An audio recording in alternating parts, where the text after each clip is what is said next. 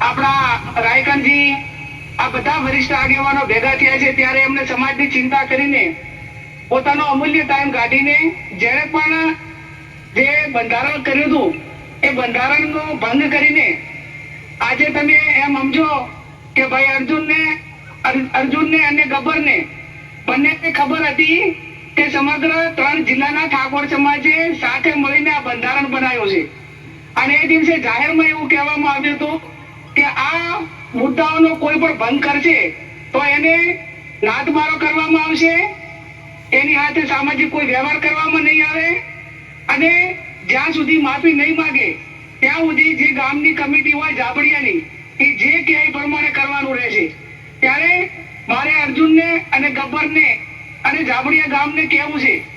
કે આ સારું બંધારણ બનાવ્યું હતું અને બીજા સમાજે જેને પણ બાકીના 5 સમાજે બંધારણ બનાવ્યું એમાં ડીજે નો ઉપયોગ કોઈ પણ પ્રસંગોમાં ન કરવો એ ઠાકોર સમાજે તો રાખ્યું પણ તમામ સમાજોએ આપણા સમાજનું અનુકરણ કર્યું અને આપણા સમાજનું જે બંધારણ બનાવ્યું છે સારું બનાવ્યું છે એટલા માટે બીજા સમાજે પણ એ પ્રમાણે બંધારણ બનાવ્યું। તો આજે એ ઠાકોર સમાજને એકને નુકસાન નથી કર્યું, બાકીના 5 સમાજો કે 6 સમાજો જેને પણ બંધારણ કર્યું હતું એમનું પણ ક્યાંક ને ક્યાંક મનોબળ ઢીલું પાડવા માટેનો પ્રયત્ન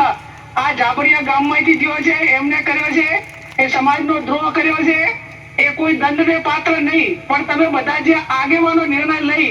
અને આવું બીજા કોઈ ન કરે એવું જે નક્કી કરવાનું હોય કરજો ને એમાં હું મારો ટેકો પુરાવું છું। 4 બાબતો જે ધ્યાનમાં છે, બનાસકાંઠા, વાવથરાદ અને પાટણ જિલ્લા ઠાકોર સમાજના બંધારણને તોડનાર વ્યક્તિઓ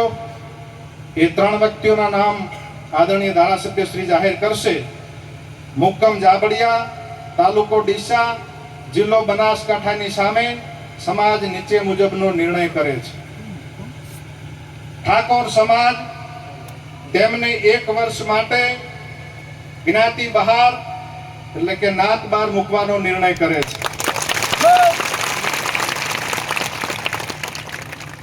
1 વર્ષ પછી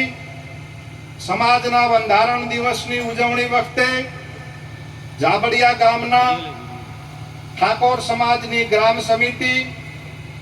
તેમને સમાજમાં પરત લેવાની વિનંતી કરે તો તે અભિપ્રાય ડીસા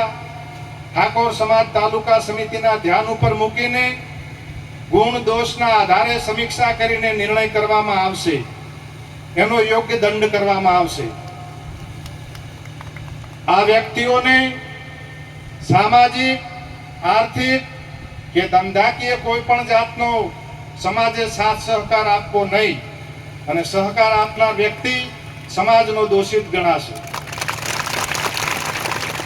સોશિયલ મીડિયામાંથી સમાજના ભાઈઓને વિનંતી કે તેમને અનફોલો કરે અને આ પવિત્ર કાર્યમાં સહકાર આપે। આ 4 બાબતો હતી, માન્ય આગેવાન શ્રીઓનું સૂચન હતું, એ મેં આપની સમક્ષ મૂક્યું છે।